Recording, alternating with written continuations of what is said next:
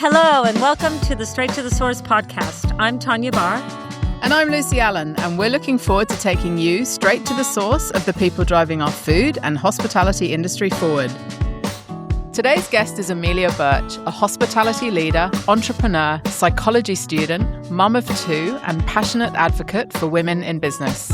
With more than 20 years in hospitality, from fine dining and consulting to owning Sydney's beloved Book Kitchen, Amelia is now the founder of Famelia, a unique wine bar and bottle shop in Newtown dedicated exclusively to championing women winemakers and women-led wine businesses.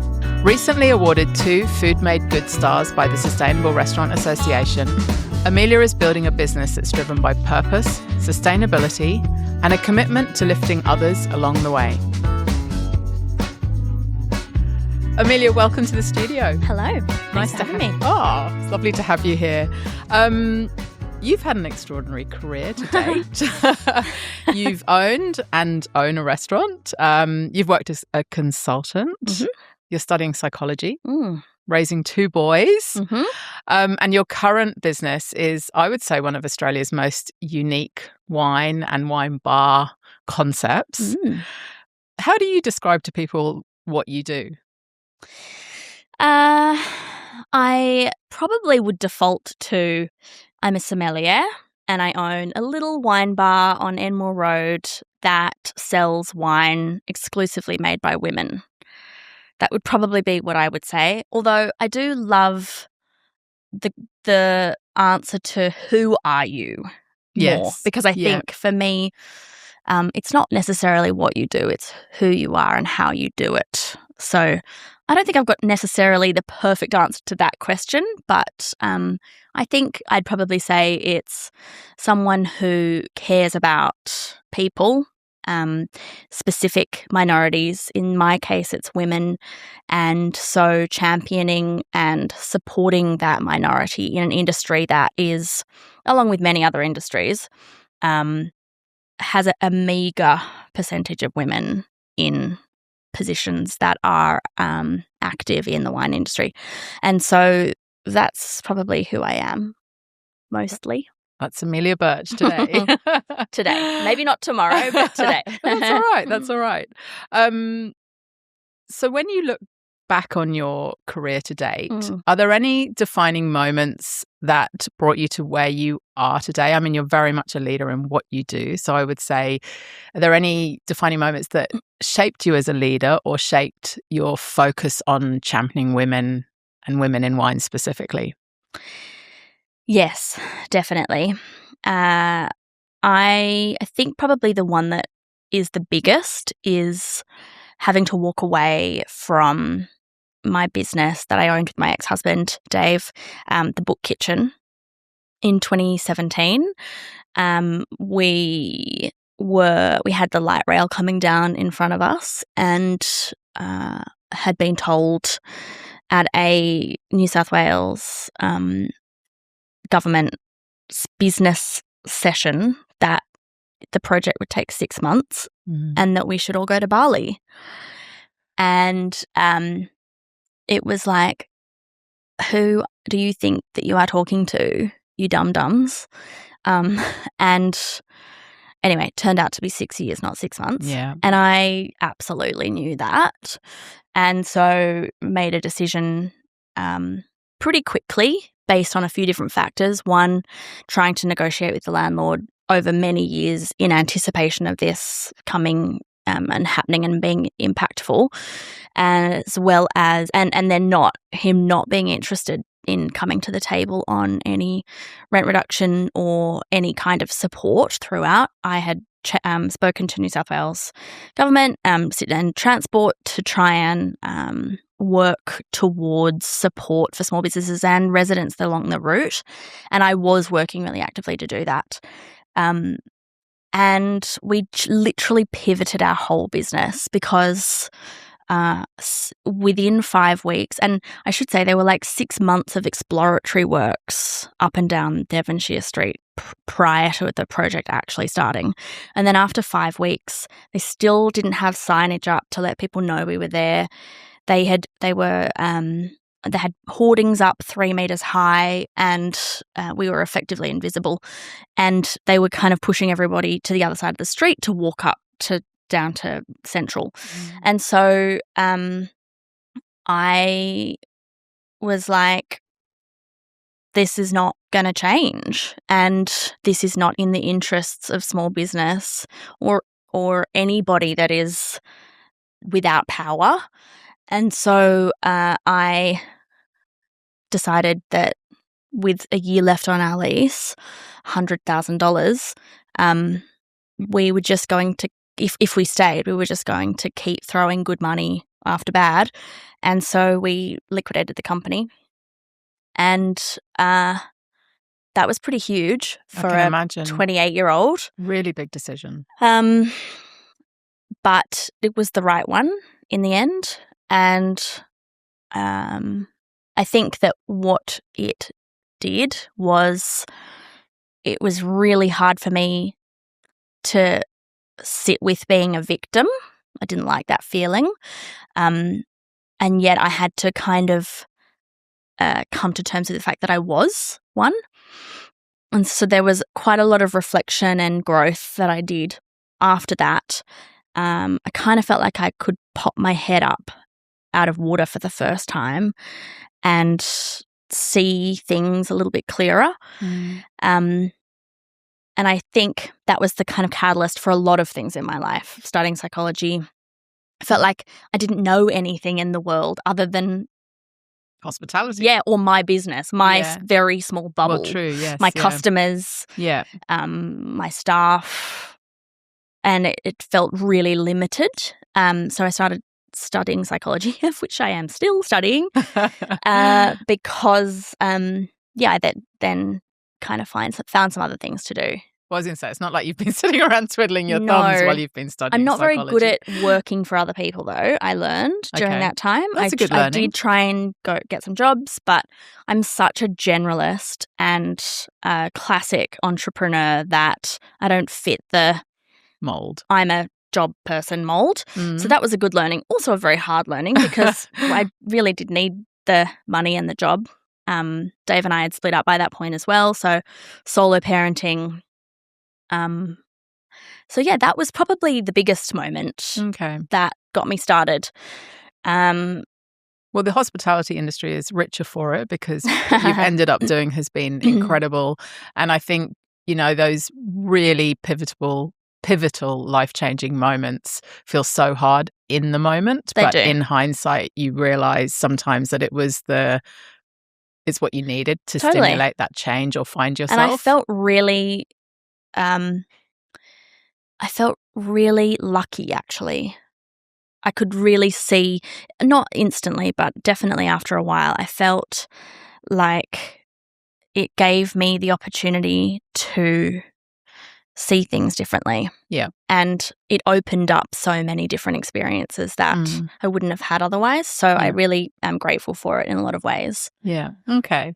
So with a background as a sommelier and obviously as a restaurateur, it's probably not so surprising that you are now running a wine business. And as you mentioned, when you were speaking earlier, that hospitality and wine are traditionally male-dominated industries. And you've spoken very openly about the barriers that face women in hospitality and wine. But what was the point that made you decide to really hone in on and focus on women winemakers specifically? Well, it's a pretty interesting story. After a few years being out of the book kitchen, I was running a business called Your PS where I was working with customers I shouldn't say customers, I should say clients who were getting married who wanted to choose a bespoke wine list for their weddings.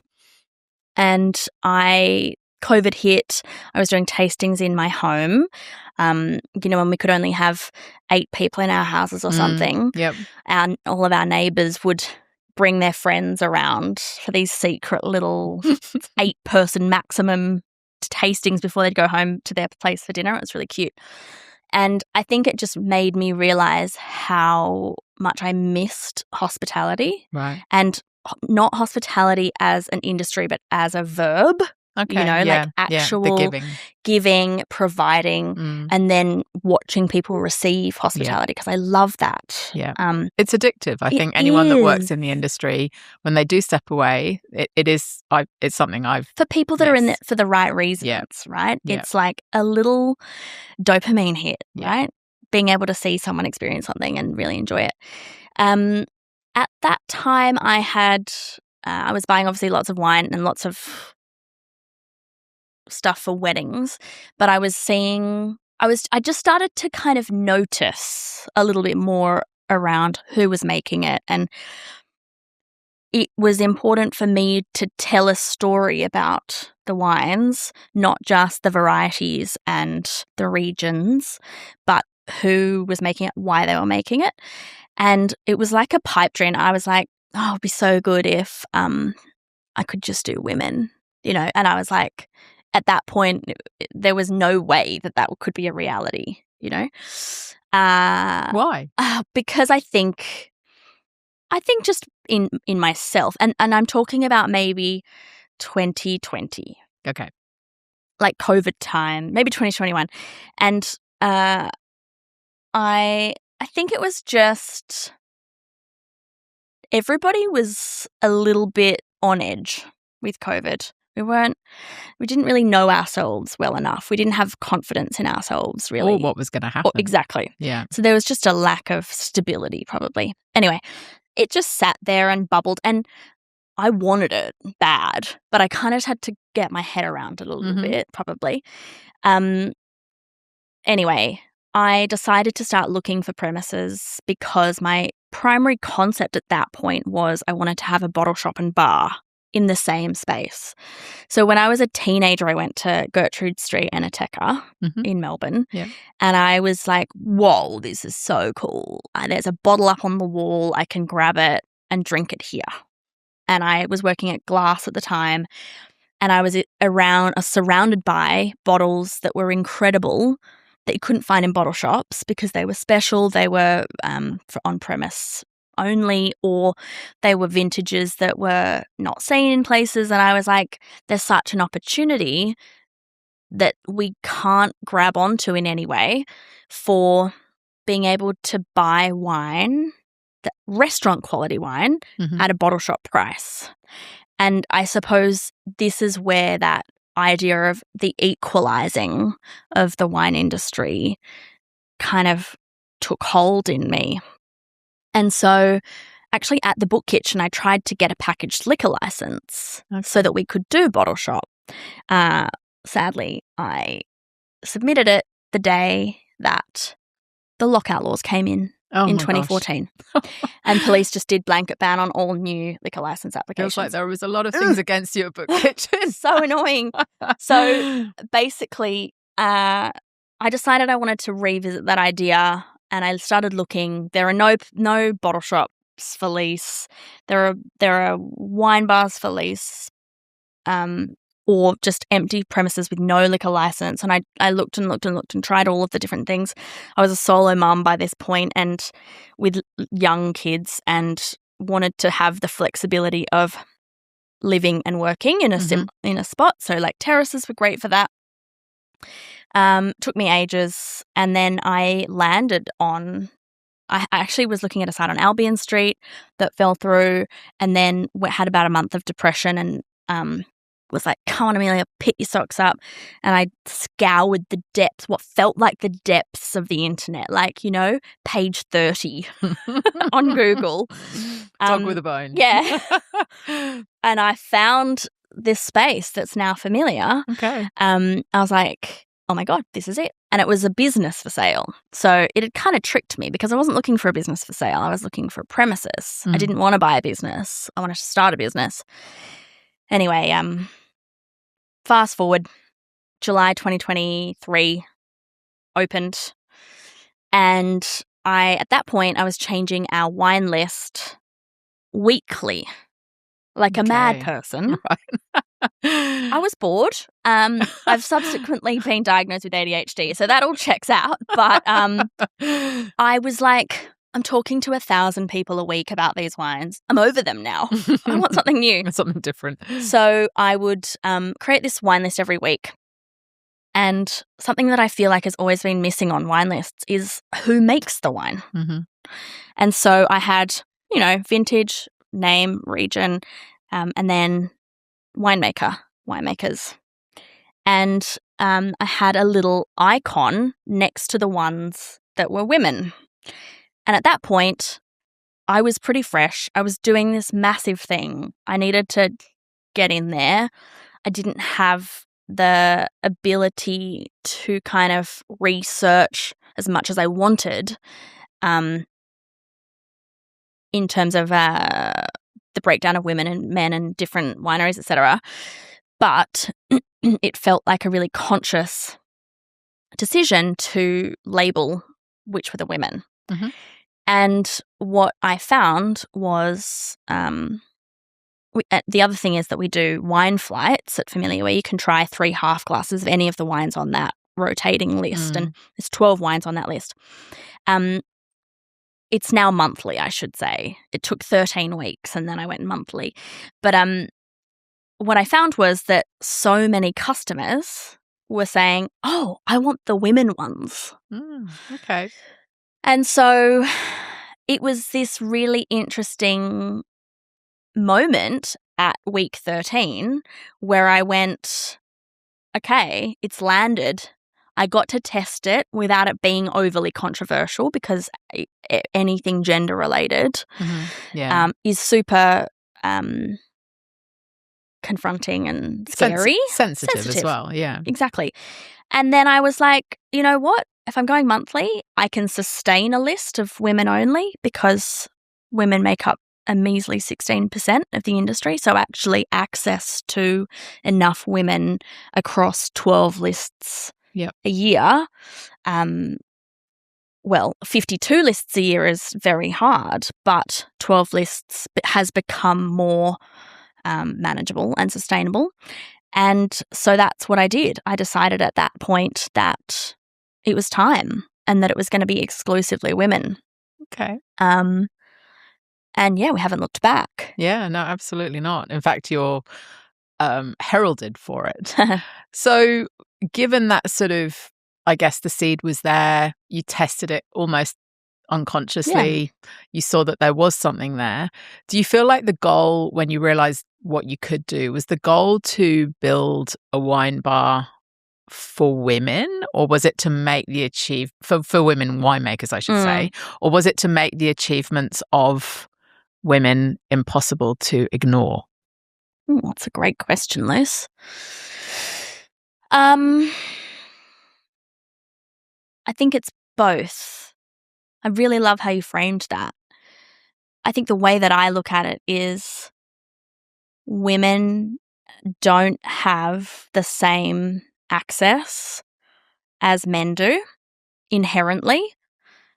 We know that in society. In the wine industry, it's agricultural by nature. And so, historically, that has been a man's domain. But there is nothing about it that women can't do. And so the fact that that number is so low is odd, especially when we see women making wine and it's really beautiful. Like, it's not like the output is any less. So I think for me, it's interestingly first about women can make wine, which was so many people, a lot of women actually, would come in and say, oh, I didn't know women made wine. Interesting. And part of it's like, it's such we face these unconscious biases all the time in so many industries. And it's not until we actually say it that it makes it known or makes us think about it. So that very concept, I think, is the main thing for me. Yeah. If we say it out loud, it's true. And then we can start to challenge ourselves around it. And I talk about conscious consumerism as a kind of full, an extension of that idea. But I love that it can also be that we shouldn't ignore it either. because it's all part and parcel. Absolutely. I think what I love about what you've achieved with Famelia is how welcoming and accessible it is. And you mentioned that you do the sort of half glass of wine flights. And I think there's very much a sense of you take people on a journey of discovery and you make it a safe place for people to ask what they might in other environments feel are stupid questions, or they're going to be judged if they get it wrong, or, you know, they kind of make themselves look silly or whatever. What is it that you want people to experience when they walk through the door of Famelia? I mean, everything you've just said. Okay. You've really nailed it. I think my experience through hospitality, so from fine dining, less fine dining, cafe, restaurant, catering, and then consulting and also being a consumer myself, and also being a consumer in different markets, because I think that's really interesting as well. I think that what I found, especially in Sydney, is that there is this really icky sense of exclusivity around wine. It's a bit pompous, and I think that we trade on that often. You know, it's like that's the USP, like that's what's making that place special.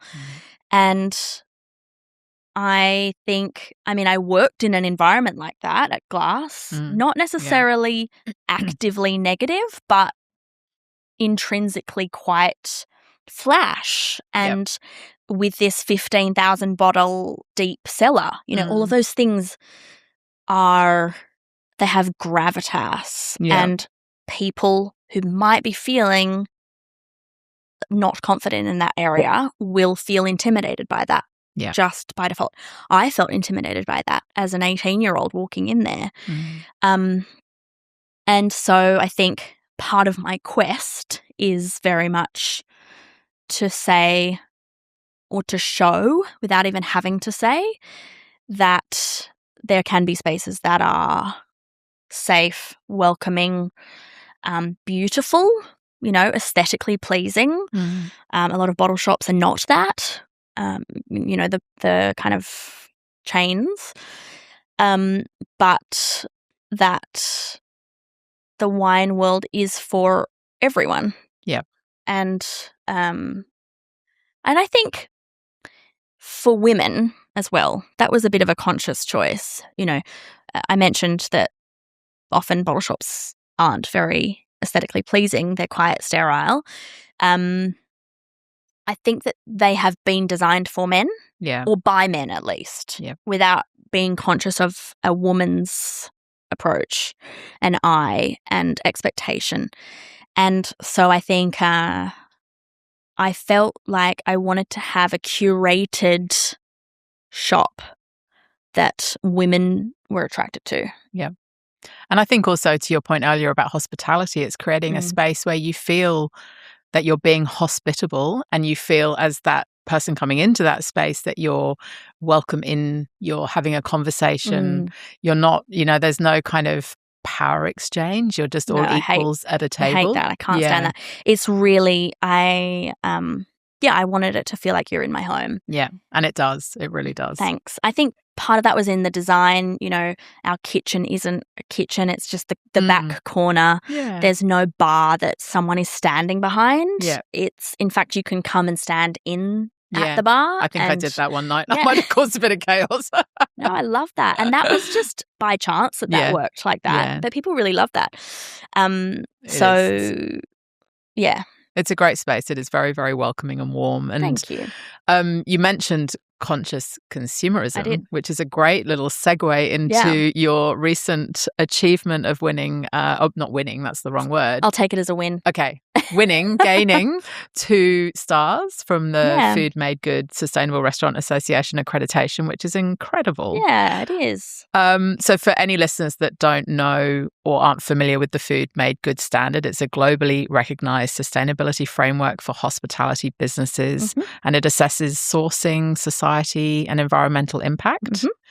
So what made you embark on this accreditation, and like what did gaining 2 stars mean to you and for the business? I think as I had started to kind of feel more confident with this concept of we only sell wine by women exclusively, and that being accepted and embraced, it made me go, what else can we do? How else can we show and have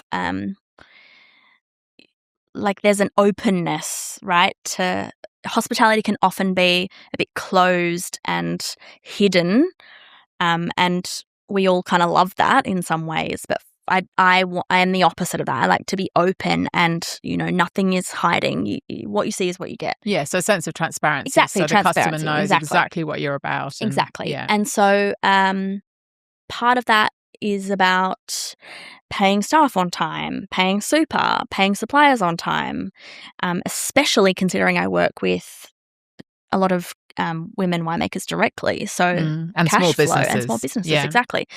And I'd always had this idea of how do consumers actually know what they're getting when they go to a hospitality venue? Yeah. It doesn't seem to be the metric that we engage with restaurants and bars and cafes on.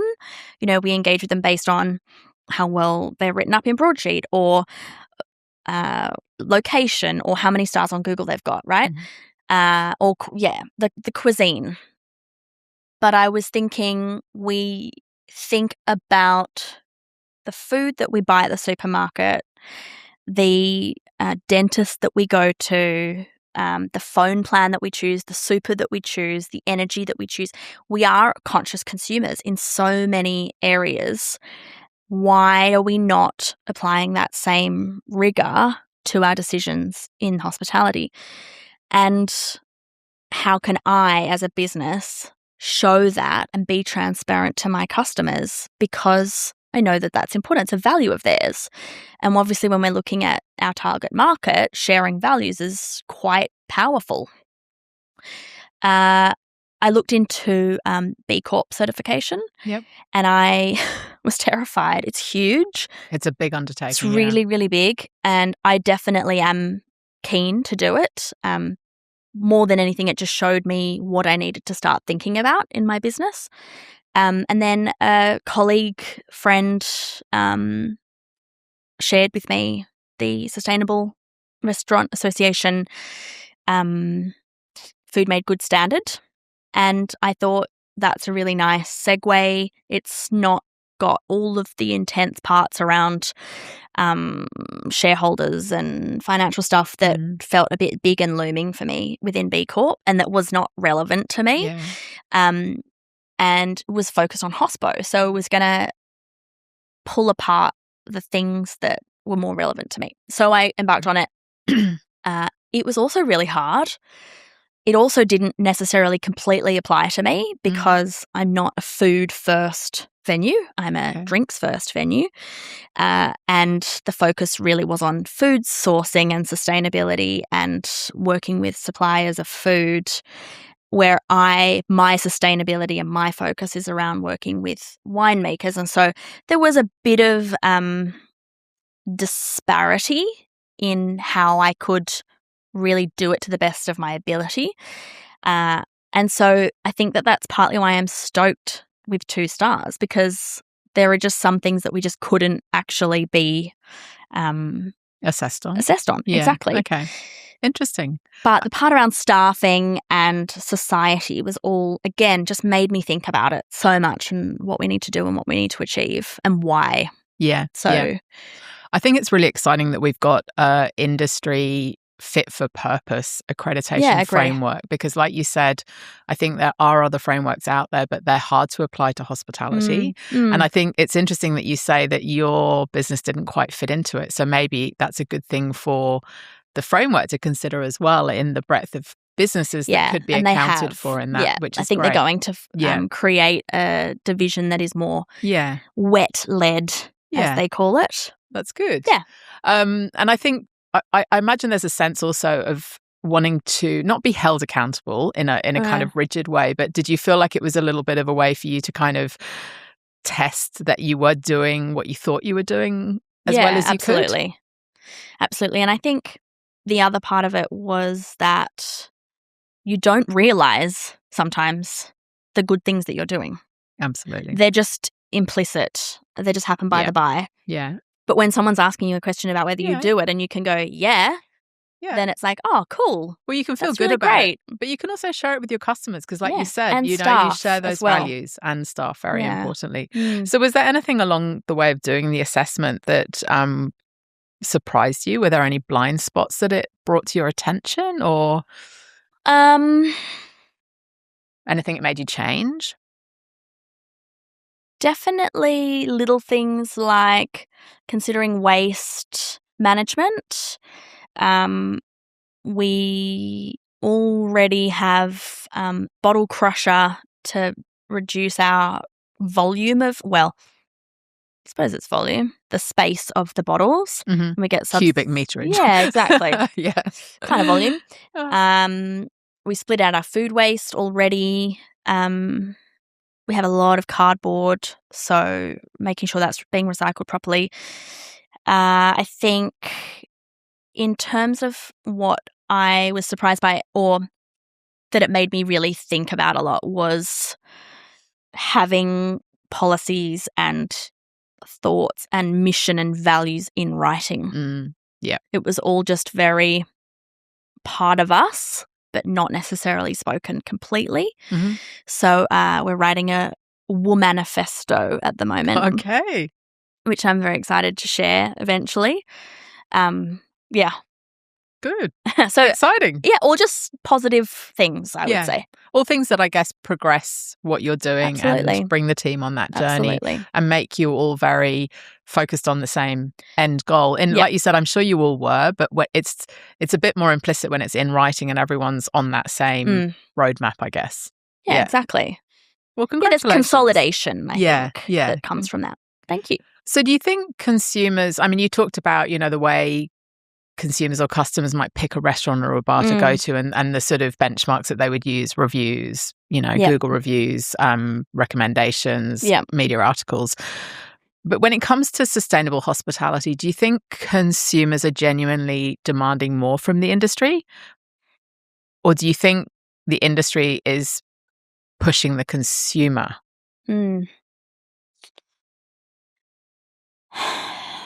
I'd like to say consumers are pushing the industry, but I don't think they are. Not actively. I think that restaurants probably feel that by patronage, and there's almost a subtle message in that, I suppose, if you're willing to read it. I think that the industry is doing it. Okay. And that's a really nice thing to say, actually. Yeah. I'm pleased that you said that as well, because I wasn't quite sure how you might feel. I think COVID shook things up. A lot of hospo did really well with delivery platforms and stuff.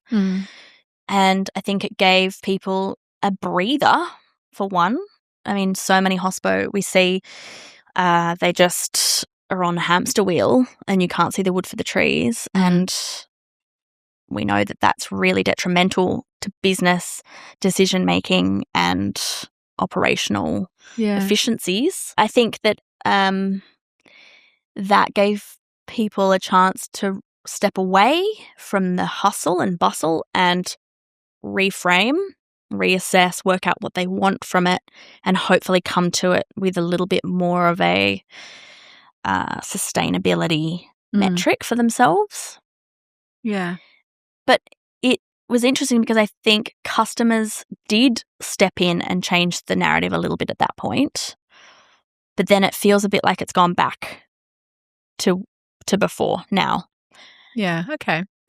I think definitely the shake-up was, it made us all stop and consider. I think what was interesting is I think it really made us break down the traditional model of hospitality, and we had, businesses had to be agile. They had to find ways to stay viable. Yeah. And that kind of broke down the boundaries of, you can't do that or that won't work. There was no choice but to just give it a go. And I feel like what came out of that was a sense that the hospitality industry has a responsibility to stand for something bigger than profit, because I think what came out of COVID was how important community is and how important hospitality businesses are in bringing community together. Yeah. And I feel like that's something that the industry has had a bit of a energy boost from. I agree. Absolutely.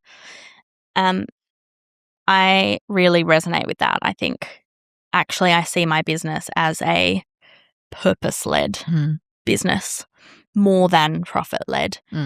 And I also think that it's ironic because, we've been taught for years that business is about profit. And success is profit. Exactly. Otherwise, you're a charity, right? And yet, actually, it's the opposite. Business success is community and authenticity and standing for something. So being purpose or intention-led. And as a result of that, businesses tend to be profitable. Yep. And I have learned that. I think that I have done that without being super conscious of it, partly because I feel like I got this second chance to run this business, to start this business, to run this business exactly the way that I wanted to. I didn't have to listen to anybody. Everyone was like, you need a kitchen. And I was like, I don't want a kitchen. I don't want the hassle of more staff, really high wages. I just want to focus on wine, and I want to do that, and I'm going to do that. And so I think that was my North Star, and that North Star is really important to define. Yeah. And then I think that leads to, if you keep that North Star in mind whenever you're making decisions, it becomes a framework, and you can retain that intention and focus. And I think customers really, they've got good bullshit detectors. They know they tap if something is not authentic. Yeah. And so I think it has changed. It has shifted, and I really hope that more can see that. Yeah, everybody's absolutely. got their secret sauce. Yeah. Well, I'm glad you stuck to your guns, because Sydney's very lucky to have Famelia. And I think, Liz. as I reflected on, earlier, I couldn't find any other business in Australia that does what you do. Are you aware of one? I know there are a lot that put little labels on their menus now, which is really great. But no, not exclusively. Well done. Thanks. I mean, we can feel free to, other businesses to do it. There is no gatekeeping at all. Yeah. It's sad that there aren't, but hopefully that the success of Famelia can show people that it is possible to lead with a purpose that is important. Yeah, 100%. So apart from building such a unique business, you are studying psychology, as you said. You're also raising two boys. Yeah. How do you balance everything? My children are just not my priority. My God, I love your honesty. I'm going to get cancelled for that. But no, I know what you there's mean, a lot though. more balance now. But in the first year, they weren't, and they couldn't be. I say that confidently because I have a really strong relationship with them, and I have brought them up. They're hospo babies. They grew up at the book kitchen to be independent and capable young people. And so I think it made it really possible to be able to switch the focus at that point. They can walk to school, which is great. They can cook. They can sort out food that they need. Yep. They're independent. empowered to resolve the things that they need to be resolved. And obviously I'm there for the emotional stuff, which I think is super important. But we just shifted a little. We're probably back a little bit more now to maybe more balance. But they're also teenagers and they don't really want that anymore. So swings and roundabouts. Exactly. Yeah. And I think that mindset has served us all well. It was a good time. I think if they were 4 and 5, obviously that's not the right time. But they were 11 and 12. So. Yeah. And I don't think you should have to apologise for that No. at all, No, which you're I'm not not. doing. I think, there's a lot to be said for kids understanding that life is what life is, and everyone has ambitions and they should be allowed to explore them, whatever their gender, whatever their responsibilities, and finding that balance, as long as there's, a safe space for them and they know they're loved, which they clearly are. Yeah. And all those important things. I actually think it creates really, as you said, empowered, independent, resilient children. Yeah. And it doesn't mean that emotional bond's not there. So your honesty is refreshingly appreciated. It's refreshing and appreciated. Thank you. They're also my best champions. I can imagine that they are. They are so proud. Yeah. And I think that's that helps, because they believe in it themselves. They don't feel like something is being taken away from them. Absolutely. No, I think it's incredible. Yeah. Thanks. So what does the next 5 years look like for Famelia and for Amelia? Any plans, any goals? Another Famelia. Okay. Exciting. I think that the concept is really strong now. The model works from a business perspective. There's a lot of buy-in from staff. Yeah. There's a great community of people, customers, suppliers, people that really believe in it, winemakers, obviously. Yeah. And I want to take it further. I want to be able to get that word out there more, that conscious consumerism, thoughtfulness out there a little bit more. And also, by default, support these winemakers more. Yeah. So hopefully that. I'm going to start to import some wine, which will be really fun and interesting. Just not a huge amount just for me to sell, but meeting interesting people overseas and finding them. Who knows? Okay. My children will be out of school and I will be unstoppable. Watch this space. Yeah, or I might just decide to sit on the couch for a while. I don't know. And both of those are absolutely fine. Yep. Combined or whichever order they might come in. I first met you in 2012 when you were a young restaurateur finalist in Appetite for Excellence. Yep. And it has been so wonderful to see that sparkle of ambition and obvious traits of leadership really come to life, and what you've achieved with Famelia is really phenomenal. So congratulations. Thank you. Before we wrap up, I wanted to ask you a final question. Yeah. What does going straight to the source mean to you? It means respect, I think. I just got a little goosebump then. Oh. There's so much faff. There's obviously really great people in an environment, in an ecosystem supporting source, but going straight to the source means going, I see you, I believe in you, and I want to support you the most. Cutting out the middle people and really respecting that provenance and hard work and the offering. Beautifully said. Thanks. Well, your story, your journey, your achievements are such a powerful reminder that great businesses aren't just built on products or profits. They're built on people and purpose. All the P's. All the P's. P's. So it's been really wonderful to hear how you got to where you are today. Some of those stories that you shared with us, I didn't know. So it really informs the incredible intent and purpose that you have brought to Famelia. And I have no doubt that we will see more come into the market, because I think it's just filling a void that people really, really want. Agree. So congratulations. Thanks and if so anyone much. listening hasn't been to Famelia, you have to go and check it out. We'll put some links in the show notes. But thank you so much for joining us today. My pleasure. Thank you for having me. Thanks for listening in. We really hope you enjoyed the conversation. We would be keen to hear from you if you have a story to share or a topic that we should dive into. Drop us a line. We always love hearing from you.